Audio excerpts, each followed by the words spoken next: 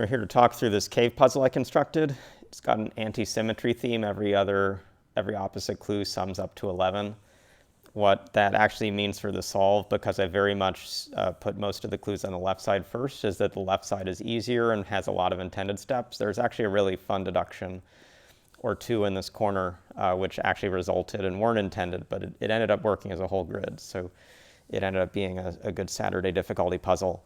The starting point was really looking across things like these edge clues and trying to get a situation set up where you'd have two edge clues that are connected and then have to act together. First thing to see is this 6 can't only come to the right. It would end up connecting to this 5, so it's got to come down. And these two 6s can't only come down, because if it comes all the way to this clue, that would take a total of 7 cells. So these have to take one more over to the right. And the fun, but maybe simple, at least I felt as constructor, somewhat simple step was to see that you can't take one more cell to the right or you actually form an invalid pattern. And the reason for that is to see, as usual, a clue like a diagonal connection set has to take at least one of the cells that's around it. So this 4 has already effectively accounted for one of its clues and a second of its clues.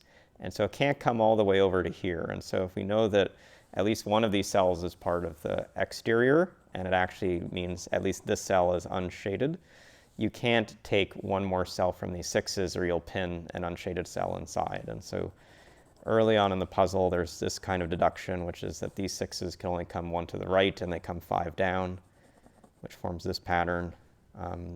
We'll see immediately after that, with 3 cells already used, this last cell up here is not used.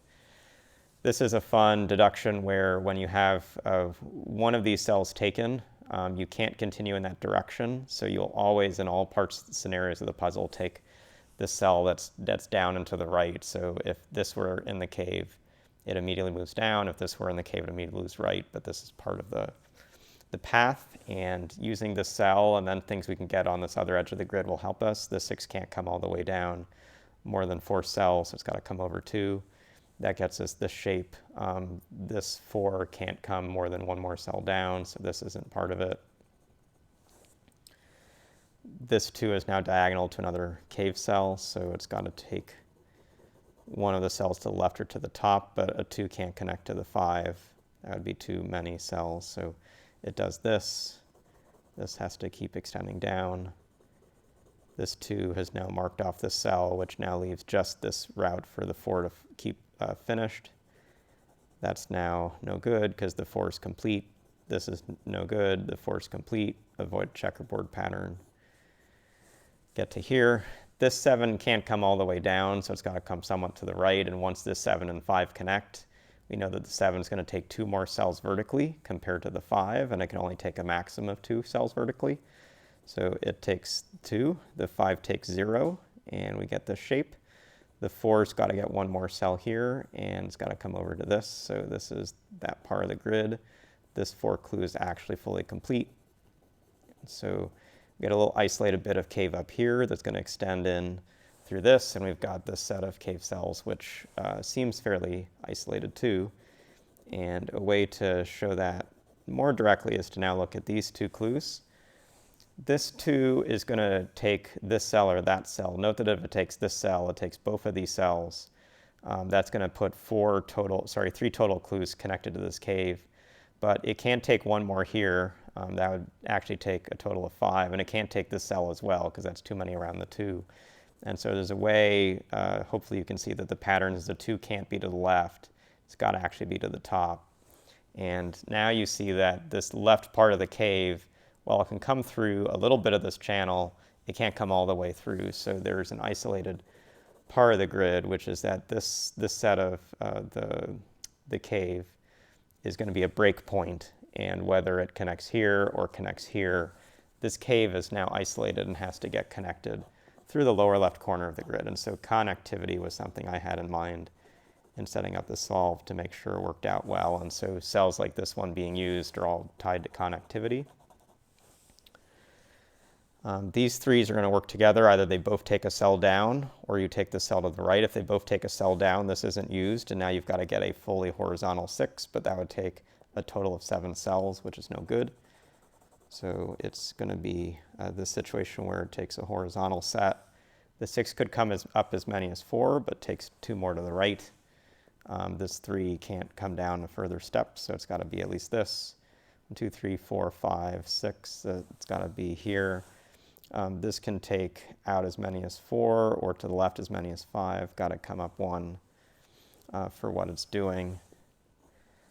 One thing to see when we've got a clue like this that's almost complete, this 3 can only take 1 more cell in either direction, and sometimes this is a thing I highlighted in an earlier video this week, a case where you'll end up forming a deadly checkerboard pattern if you have the 3 come to the left. If this comes to the left, this is part of the cave, this is not, this corner opposite it is not, and this is part of the cave, and so you'd end up isolating one of the shaded stretches.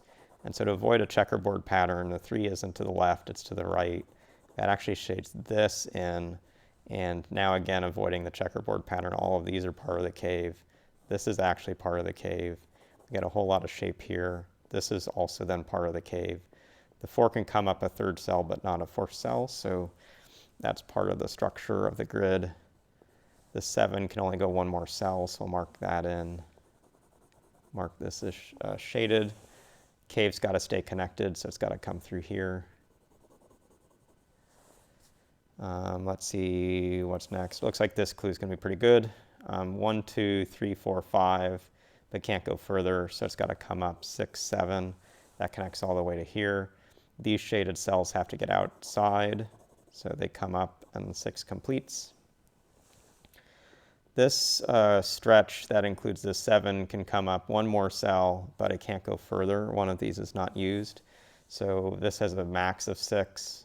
So this has to take a 7th. This has to take 1, 2, 3. It's going to take 2 more than the 7 clue does, so it's at least 3 across now. We start to get this set shaded in, which looks actually pretty promising. This is shaded because it's fully used. The 7 can come 3, 4, 5, can't do more, so 6, 7 come over here. And so we've got a case with some shaded cells that are going to have to get out of the grid. And this looks to be a choke point. If this weren't unshaded, there's no path for these shaded cells to get out. And we've got actually a scenario where the 7 is going to take one of these cells up or to the right. And a thing to note is what that will then do to the clues around the 7. I think the way to think about it is if this is part of the cave and this is part of the cave, then the shaded part to get these cells out looks like this, which pinches this. And so when a 7 takes at least one of these cells, you can take one but not both of these cells that were around the 7. And so a key step right now in the grid is to see that one of these is not used. And so when you do maximum counting of the 7, you might normally say 1, 2, 3, 4, 5, 6, 7 and stop here. But because one of these isn't used, the minimum scenario is this one where it's 1, 2, 3, 4, 5, 6, and it has to come up 1 more because this cell will have to be shaded if the cell is part of the cave. And when you do that, you actually connect this 9 to its last clue, which quickly then rubber bands a set of shaded cells, including this being part, but this shaded cell, which actually does this. This wants to avoid a checkerboard pattern, so it comes over. When a 7 connects to a 6 and has 1 cell horizontally, the other cells on the 6 can't be horizontal. This 7 has 1 more cell to take. This 5 has to come all the way over here. This 7's now been completed. Marks those off. That actually means this 9 is fully vertical. That's a lot of progress pretty quickly. In this corner, the 5's had 1 more cell to take. That looks like this. This 6 is complete. So you can shade all around it. The 5 next to the 8 has to take 3 more cells horizontally, regardless how many are vertical. And so this already is taking 1, so there could be 1, 2, 3 more. That actually forces a pattern starting to look like this. This 8 here has 4, 5, 6, 7, has to take this cell. It's starting to give enough pressure, I think, in the grid that when we see things like this, this shaded cell has to escape. It's got to come over like this. We're going to run into a situation where we have to looks like it's going to be the count around this clue. If this 5 is going to take one more cell, which is any of these, but let's look first at this one. If it takes this cell and marks that as unused, this 5 takes 1, 2, 3, and then only can keep going to the left, and is going to have to grow up as many as 6, and so that's no good. So this is not part of the cave. That forces this, which now finishes this 5. That puts in this cell up here, finishes this 5. This 8 is already finished. This finishes this 8. This 8, 1, 2, 3, 4, 5, 6, 7, 8 is now finished. That 5 is here, and this 4 comes over, and so we finished the full anti-symmetric theme. As I said at the start, my construction was beginning in the upper left with these 6s not pinning a cell here, so they're one across and 5 down. Connectivity got us all the way to this edge. I really liked the emergent shape down here where we had a little bit of the cave that had a shaded section that had to escape, and had a situation with logic where a 7 clue here that took one more cell limited the count around these 7 clues, and that really filled in up to here a necessary cell, which completed the 9, which started to set all of these 7s together quite fast and got into the upper right corner of the grid. If you were just trying to make progress in this upper right of the grid, there was really not much there until you had constraints like this 9 being fully vertical. So if you followed the not just anti-symmetric theme, but the anti-clockwise theme, the counterclockwise theme starting from this point, you probably had an easier time with the puzzle. But hope you learned a little bit about cave, and we'll see you again soon.